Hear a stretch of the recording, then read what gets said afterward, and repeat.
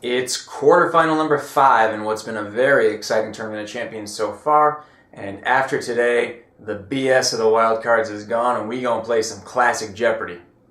Sorry, I was channeling my inner Ben Ingram there, I think. Who will join our 6 semifinalists so far? Jared, Sandy, Mark, perhaps all three. What all three don't know is they could just wager 0, sing Kumbaya, and all go on to the next round. But they don't know that because they've been locked in the green room all day and don't have the benefit of knowing other players' final scores. So let's do some game theory. We'll start with Mark and Sandy, who are in first and second. Mark showing why he deserves to be here, even as a 4-time champ. Actually, no, Jared has 9,800, so we'll start with him, 19.6. To cover that, Mark will need to wager 5,700, or 5,701. If he's wrong with that wager, he's going to be left with 8,200. So to stay above that, Jared can wager 1,600, and Sandy up to 800.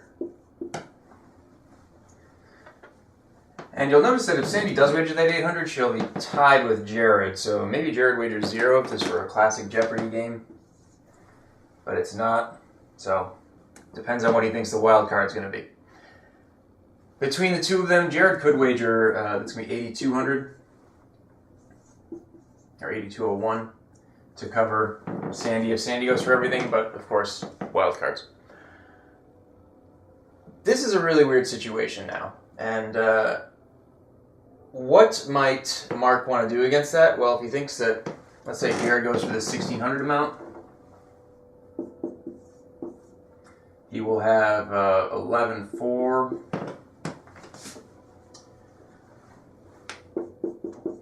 So stay above that, that would be 2,500 or 2,499. And I'll just go through and add these dollars now. That's pretty much all I do. If I were, if Sandy can go for whatever she thinks the wild card's going to be, it's 0. Don't wager anything. And let's see how our players fared. Sandy Baker responded correctly, wagered 6,500. She'll be back next week. Jared Hall also got it right. 7,000 was his wager. He jumps into the lead. Over to Mark, who completed the trifecta and wagered just 11,003. And he has to deal with an interminable wait of 30 seconds to discover that, yes, that was enough. He didn't blow his chance by being cagey. That means, unfortunately for Rainey and Jim, they get bumped off.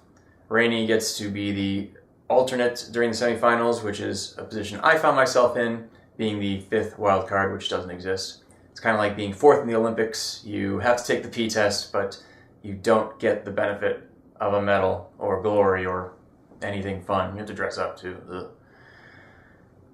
Here are the matchups for our semifinals. You'll note that the producers kept Julia and Arthur out of the same semifinal game. They're hoping, as are all of the media and probably you, that they will both advance to the finals. If they do advance, who do you like in that third game? Should be a tight one. And in fact, all of next week's games are very, very good and very exciting. Tough material, but really good players. It's one to watch, and of course, you can join me here after on the final wager. Have a good weekend.